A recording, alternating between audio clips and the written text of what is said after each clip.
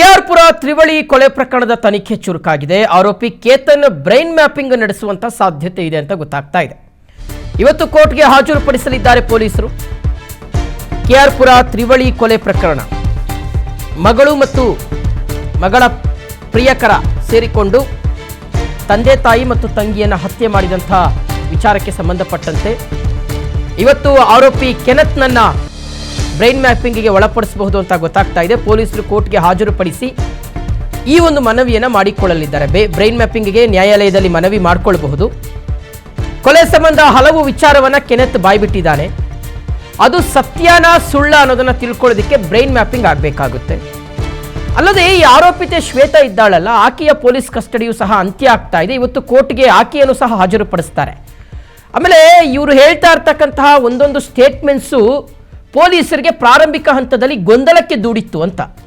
First Shweta ಹೇಳ್ತಾಳೆ, ಇಲ್ಲ ನಾನೇ ಕೊಲೆ ಮಾಡಿದ್ದು, ಕೆನೆತ್ತದೇನು ತಪ್ಪಿರಲಿಲ್ಲ, ಆತನ ಪಾಡ್ಗೆ ಆತ ಇದ್ದ, ಮರ್ಡರ್ ಆದಮೇಲೆ ಆತ ಬಂದ, ನನಗೆ ಸಹಾಯ ಮಾಡ್ದ ಅಂತ ಹೇಳ್ತಾಳೆ. ಯಾವಾಗ ಕೆನೆತ್ ತಗಲಾಕೊಳ್ತಾನೋ ಅದಾದಮೇಲೆ ಶ್ವೇತಾ ತನ್ನ ಹೇಳಿಕೆಯನ್ನು ಬದಲಾಯಿಸ್ತಾಳೆ. ಇಲ್ಲ ಮರ್ಡರ್ ಮಾಡಿದ್ದು ಕೆನೆತ್ತು, ನಾನಲ್ಲ ಅಂತ ಆಕೆ ತನ್ನ ಮಾತಲ್ಲಿ ಮತ್ತೆ ಚೇಂಜಸ್ಸನ್ನು ಹೇಳ್ತಾಳೆ. ಅದಾದಮೇಲೆ ಕೆನತ್ನಿಂದಲೂ ಸಾಕಷ್ಟು ಸ್ಫೋಟಕ ಅಂಶಗಳು ಗೊತ್ತಾಗ್ತಾ ಇದೆ. ಅದಕ್ಕೆ ಒಂದು ಇವರು ಮರ್ಡರ್ಗೆ ಮುಂಚೆನೇ ಪ್ರೀ ಪ್ಲಾನ್ ಮಾಡ್ಕೊಂಡಿದ್ರು, ಡೆಡ್ ಬಾಡಿಗಳನ್ನು ಬೇರೆ ಕಡೆಗೆ ಸ್ಥಳಾಂತರ ಮಾಡಲಿಕ್ಕೆ ಪ್ರಯತ್ನ ಪಟ್ಟಿದ್ರು. ಸೊ ಈ ಎಲ್ಲ ವಿಚಾರಗಳು ಸಹ ತನಿಖೆಯಿಂದ ಗೊತ್ತಾಗ್ತಾ ಇದೆ. ಓಕೆ, ಡೀಟೇಲ್ಸ್ ಕೊಡ್ತಾರೆ ನಮ್ಮ ಪ್ರತಿನಿಧಿ ಧ್ರುವ. ಈಗ ಲೈವಲ್ಲಿ ಕನೆಕ್ಟ್ ಆಗ್ತಾ ಇದ್ದಾರೆ. ಧ್ರುವ, ಈ ಕೆಆರ್ಪುರಂ ತ್ರಿವಳಿ ಕೊಲೆ ಪ್ರಕರಣಕ್ಕೆ ಸಂಬಂಧಪಟ್ಟಂತೆ ಪೊಲೀಸರು ತನಿಖೆಯನ್ನ ನಡೆಸ್ತಾ ಇದ್ದಾರೆ. ಸೊ ತನಿಖೆಯಲ್ಲಿ ಸಾಕಷ್ಟು ಸ್ಫೋಟಕ ಅಂಶಗಳು ಗೊತ್ತಾಗ್ತಾ ಇದೆ. ಬ್ರೈನ್ ಮ್ಯಾಪಿಂಗ್ ಮಾಡುವಂತ ಸಾಧ್ಯತೆ ಎಷ್ಟರ ಮಟ್ಟಿಗೆ ಇದೆ ಅಂತ ಧ್ರುವ? ಶಿವು, ಇಲ್ಲಿ ಮುಖ್ಯವಾಗಿ ಆರೋಪಿ ಕೆನತ್ ಏನಿದ್ದಾನೆ, ಈತನ ಹೇಳಿಕೆಗಳು ಪೊಲೀಸರಿಗೆ ಒಂದಿಷ್ಟು ಗೊಂದಲವನ್ನ ತಂದಿದ್ದಾವೆ. ಆತ ಕೊಲೆ ಮಾಡುವಂತ ಯಾಕಾಗಿ ಕೊಲೆ ಮಾಡಿದ್ವಿ ಅನ್ನುವಂತ ಒಂದು ಮೋಟಿವ್ಗೆ ಸಂಬಂಧಪಟ್ಟ ಹಾಗೆ ಇಬ್ಬರ ಹೇಳಿಕೆಗಳಲ್ಲಿ ಸಾಕಷ್ಟು ಭಿನ್ನಾಭಿಪ್ರಾಯಗಳಿದ್ದಾವೆ.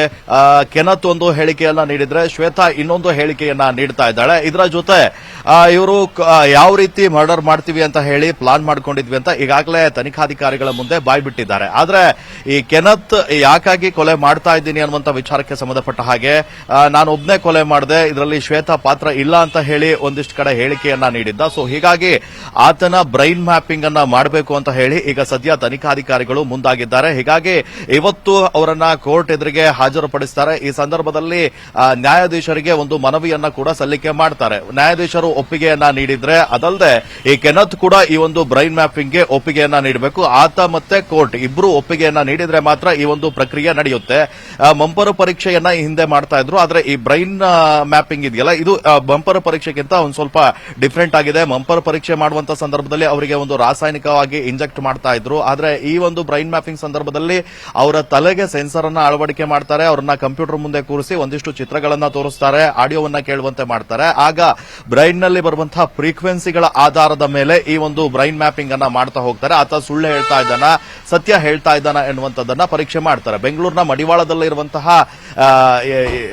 FSL ಕಚೇರಿ ಏನಿದೆ ಅಲ್ಲಿ ಈ ಒಂದು ಟೆಸ್ಟಿಂಗ್ ಕೂಡ ನಡೆಯುತ್ತೆ. ಆದ್ರೆ ಇದಕ್ಕೆ ಕೋರ್ಟ್ ಒಪ್ಪಿಗೆಯನ್ನ ನೀಡಬೇಕು. ಇನ್ನೊಂದು ಕಡೆ ಆರೋಪಿ ಶ್ವೇತಾ ಏನಿದ್ದಾಳೆ, ಈಕೆಯ ಕಸ್ಟಡಿ ಅವಧಿ ಮುಕ್ತಾಯವಾಗಿದೆ. ಹೀಗಾಗಿ ಇವತ್ತು ಕೋರ್ಟ್ ಮುಂದೆ ಆಕೆಯನ್ನ ಕೂಡ ಹಾಜರುಪಡಿಸುತ್ತಾರೆ. ಈ ವೇಳೆ ಕಸ್ಟಡಿಗೆ ಕೇಳುವಂತಹ ಸಾಧ್ಯತೆಗಳು ಬಹುತೇಕ ಕಮ್ಮಿ ಇದೆ. ಹೀಗಾಗಿ ನ್ಯಾಯಾಂಗ ಬಂಧನಕ್ಕೆ ಒಪ್ಪಿಸುವ ಸಾಧ್ಯತೆಗಳು ಕೂಡ ಇದ್ದಾವೆ.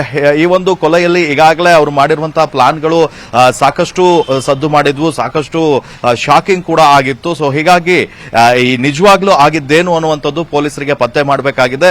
ಅವರ ಹೇಳಿಕೆಗಳನ್ನು ಕೂಡ ದಾಖಲಿಸಿಕೊಳ್ಬೇಕಾಗಿದೆ. ಆದ್ರೆ ಈಗ ಅವರು ಆರಂಭದಲ್ಲಿ ಹೇಳ್ತಾ ಇರುವಂತದ್ದು ನಮ್ಮ ಲಿವಿಂಗ್ ರಿಲೇಶನ್ಶಿಪ್ಗೆ ಕುಟುಂಬಸ್ಥರು ಅಡ್ಡಿ ಆಗಿದ್ರು ಅಂತ. ಆದ್ರೆ ಕುಟುಂಬಸ್ಥರು ಅವರ ಜೊತೆಗೆ ಇದ್ದಾಗ ಇವರು ಕೊಲೆ ಮಾಡಿರುವಂತದ್ದು, ಇವರ ಮನೆಗೆ ಆಗಾಗ ಬರ್ತಾ ಇದ್ರು ಅನ್ನುವಂತ ಮಾಹಿತಿ ಇದೆ. ಸೊ ಹೀಗಾಗಿ ಯಾವ ರೀಸನ್ಗಾಗಿ ಈ ಕೊಲೆ ನಡೀತು, ಮೋಟಿವ್ ಏನು ಅನ್ನುವಂಥದ್ದನ್ನ ತಿಳ್ಕೊಳ್ಬೇಕಾಗಿದೆ. ಈ ಒಂದು ನಿಟ್ಟಿನಲ್ಲಿ ಈ ಬ್ರೈನ್ ಮ್ಯಾಪಿಂಗ್ ಸಾಕಷ್ಟು ಮಹತ್ವವನ್ನ ಪಡೆದುಕೊಳ್ಳುತ್ತೆ. ಆದ್ರೆ ನ್ಯಾಯಾಲಯ ಇದಕ್ಕೆ ಒಪ್ಪಿಗೆಯನ್ನ ನೀಡುತ್ತಾ ಅನ್ನುವಂಥದ್ದನ್ನ ಕಾದು ನೋಡಬೇಕಾಗಿದೆ. ನನ್ನ ಪ್ರಶ್ನೆ ಅದೇ ಆಗಿತ್ತು ಧ್ರುವ. ಈಗ ಬಹಳ ವಿರಳಾತಿ ವಿರಳ ಪ್ರಕರಣಗಳಲ್ಲಿ ಮಾತ್ರ ಬ್ರೈನ್ ಮ್ಯಾಪಿಂಗ್ಗೆ ಅವಕಾಶ ಸಿಗುತ್ತೆ. ಅಂಡ್ ಅಷ್ಟು ಈಸಿಯಾಗಿ ನ್ಯಾಯಾಲಯ ಈ ಹಿಂದೆ ಪೊಲೀಸರು ಬ್ರೈನ್ ಮ್ಯಾಪಿಂಗ್ಗೆ ಮನವಿ ಮಾಡ್ಕೊಂಡಂಥ ಸಂದರ್ಭದಲ್ಲಿ ಅದಕ್ಕೆ ಅವಕಾಶವನ್ನು ಕೊಟ್ಟಿರದೇ ಇರತಕ್ಕಂಥ ಸಂದರ್ಭಗಳನ್ನು ಸಹ ನಾವು ಗಮನಿಸಿದ್ದೀವಿ ಅಂತ.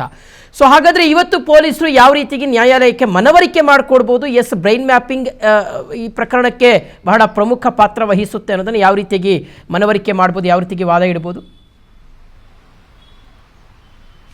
ಶಿವು, ಮುಖ್ಯವಾಗಿ ಈಗ ಪೊಲೀಸರು ಆರೋಪಿಗಳ ಹೇಳಿಕೆಯನ್ನ ನ್ಯಾಯಾಲಯದ ಮುಂದೆ ಹೇಳ್ತಾರೆ. ಇವರು ಗೊಂದಲವಾಗಿ ಹೇಳಿಕೆಯನ್ನ ನೀಡ್ತಾ ಇದ್ದಾರೆ. ಮೊದಲು ನಾವಿಬ್ರು ಸೇರಿ ಕೊಲೆ ಮಾಡಿದ್ವಿ ಅಂತ ಹೇಳ್ತಾರೆ. ಆಮೇಲೆ ಕೆನತ್ ಏನು ಮಾಡಿಲ್ಲ ಅಂತ ಹೇಳಿ ಶ್ವೇತಾ ಹೇಳ್ತಾಳೆ. ಕೆನತ್ ಕೇಳಿದ್ರೆ ನಾನು ಒಬ್ನೇ ಕೊಲೆ ಮಾಡಿದ್ದೀನಿ ಅಂತ ಹೇಳ್ತಾನೆ.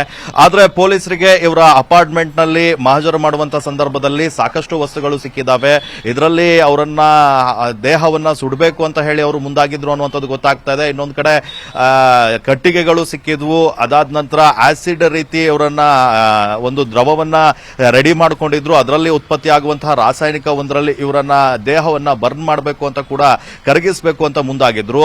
ಈ ಎಲ್ಲಾ ವಸ್ತುಗಳು ಸಿಕ್ಕಿದ್ರು. ಅದಕ್ಕೆ ಸಂಬಂಧಪಟ್ಟ ಹಾಗೆ ಹೇಳಿಕೆಯನ್ನ ನೀಡುವಲ್ಲಿ ಇವರು ಸರಿಯಾಗಿ ಪೊಲೀಸರಿಗೆ ತನಿಖೆಗೆ ಸಹಕಾರವನ್ನ ನೀಡ್ತಾ ಇಲ್ಲ ಅಂತ ಗೊತ್ತಾಗ್ತಾ ಇದೆ. ಇವೆಲ್ಲವನ್ನ ಅಂಶವನ್ನ ಇವರು ನ್ಯಾಯಾಧೀಶರ ಮುಂದೆ ಇಡ್ತಾರೆ. ಅವರಿಗೆ ಮನವಿಯನ್ನ ಕೂಡ ಮಾಡ್ತಾರೆ. ಯಾಕೆ ಅವಶ್ಯಕತೆ ಇದೆ ಇವರಿಗೆ ಬ್ರೈನ್ ಮ್ಯಾಪಿಂಗ್ ಮಾಡೋದು ಅನ್ನುವಂಥದ್ದು. ಆದ್ರೆ ಈಗ ಕೋರ್ಟ್ ಇದಕ್ಕೆ ಒಪ್ಪಿಗೆಯನ್ನ ನೀಡುತ್ತಾ ಅನ್ನುವಂಥದ್ದು ಕಾದ್ ನೋಡಬೇಕಾಗಿದೆ. ಆದ್ರೆ ಆರೋಪಿಗಳು ನಾವೇ ಕೊಲೆ ಮಾಡಿದ್ದು ಅಂತ ತಪ್ಪೊಪ್ಪಿಕೊಂಡಿದ್ದೀವಿ ಅಂತ ಹೇಳಿ ನ್ಯಾಯಾಧೀಶರ ಮುಂದೆ ಹೇಳಿಕೆಯನ್ನ ನೀಡಿದ್ರು ಕೂಡ ನನಗೆ ಒಪ್ಪಿಗೆ ಇಲ್ಲ ಅಂತ ಹೇಳಿ ಈತ ಕೆನತ್ ಏನಾದ್ರೂ ಹೇಳಿದ್ರೆ ಈ ಬ್ರೈನ್ ಮ್ಯಾಪಿಂಗ್ಗೆ ಅವಕಾಶಗಳು ಸಿಗೋದಿಲ್ಲ. ಹೀಗಾಗಿ ಪೊಲೀಸರು ಮಾಡಿರುವಂತಹ ಮನವಿ, ಆರೋಪಿಯ ಹೇಳಿಕೆ, ಆತನ ಒಪ್ಪಿಗೆ ಸಿಕ್ಕ ನಂತರವೇ ಈ ಬ್ರೈನ್ ಮ್ಯಾಪಿಂಗ್ ಆಗುತ್ತೆ. ಒಂದ್ ವೇಳೆ ಆತ ಒಪ್ಕೊಂಡ ಅಂತ ಹೇಳಿದ್ರೆ ಅಧಿಕೃತವಾಗಿ ಬ್ರೈನ್ ಮ್ಯಾಪಿಂಗ್ ಮಾಡುವಂತ ಕೆಲಸವನ್ನ ಪೊಲೀಸರು ಮಾಡ್ತಾರೆ. Shiva, okay Dhruva, thank you ತಮ್ಮೆಲ್ಲ ಡೀಟೇಲ್ಸ್.